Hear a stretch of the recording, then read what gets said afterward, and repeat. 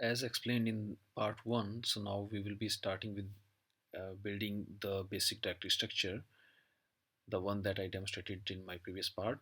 Like we will be creating this directory structure, and now I will, before we proceed, I'll show you what will be the high level steps. So installation of Python, I assume you have done installation of Python. If not, please take a look on my previous videos. I have already given how to install Python. And then now we'll be starting from here. We will install a virtual environment, then we will install Django, then we'll create a project, and then within project we'll create one app, and then finally in this tutorial today I'm going to show you how we will be setting up a login page. So now I will pull up my shell here for my server, and I have created one virtual environments directory, and I keep all my projects virtual environments here. So far I have created one virtual environment here, and now we are going to create one more. I will just clear the screen so that we are very clear. I will use Python 3.7, that is my version on my machine. Just so that you don't have any confusion, I will just simply type it very neat and clean. So Python 3.7 -m venv, that is to create the virtual environment, and then followed by the uh, name of the virtual environment that you want to create. So I will say venv ctechs, and then let's enter.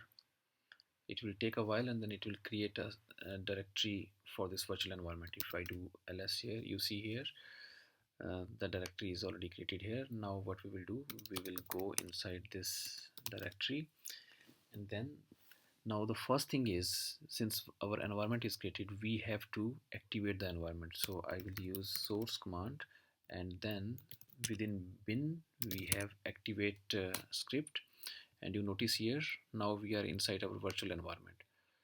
So now first thing I will do is my Python installation module, like the package manager for Python, I will update it. So I will use command pip install upgrade pip, so that we know that our pip module is up to date. And see here, looks like it's quite old, 10.0, and now it has updated it to pip 20.1, which is the latest one. Once this is installed, now the next important part is we will do pip install Django. That will install the Django framework for my Python environment. And as I already have explained in my previous videos, this virtual environment gives us flexibility to isolate our setup with other environments, other setups within the same server, within the same system. So that's why we always prefer to use the virtual environment. So it will take a while to install it, and once it's installed, then we will proceed with the further steps. Yeah. So now Django is installed. I will just do a clear screen so that we have quite good space to see again. So now since Django is installed, Django -admin, and press enter. So since you just entered this command, so without giving any parameter with it, it will show you what all options you can use.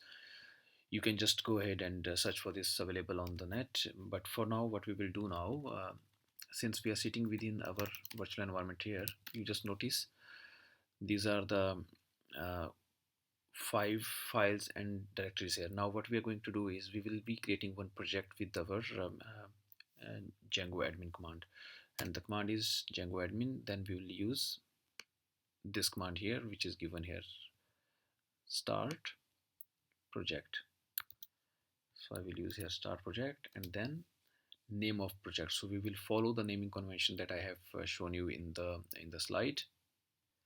So now we will use this particular here, that is something we are going to use ctechs underscore project,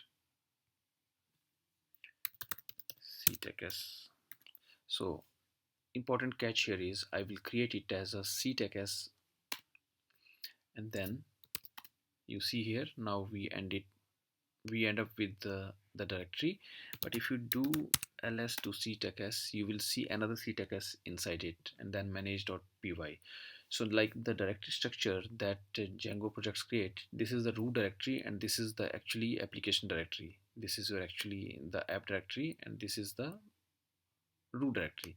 And Django really do not care more about the root directory. So what now we will do, we will move our cdeck, which is the root directory, to underscore project, so that we can differentiate when we will be later working on our code with the code editor.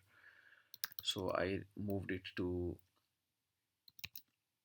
ctechs underscore project. Now we will go inside it,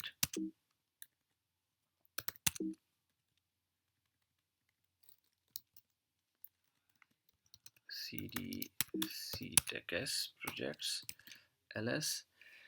Now before we progress with other steps, now what we are going to do is let's quickly check our Django project. It should be up and running now by running the command. So the command for this is we will use python 3.7, which is the version I have installed.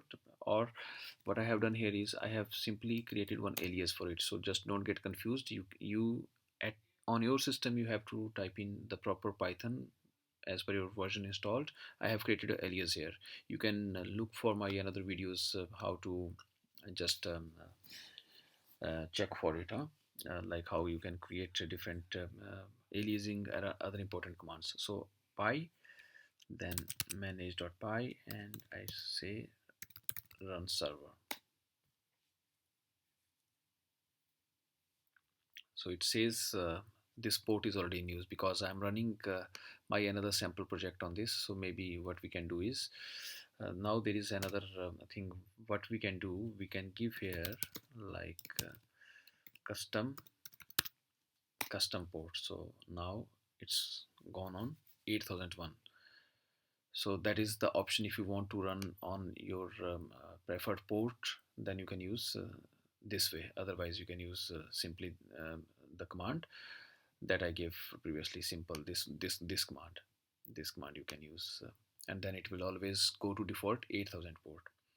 Now I will pull up my browser.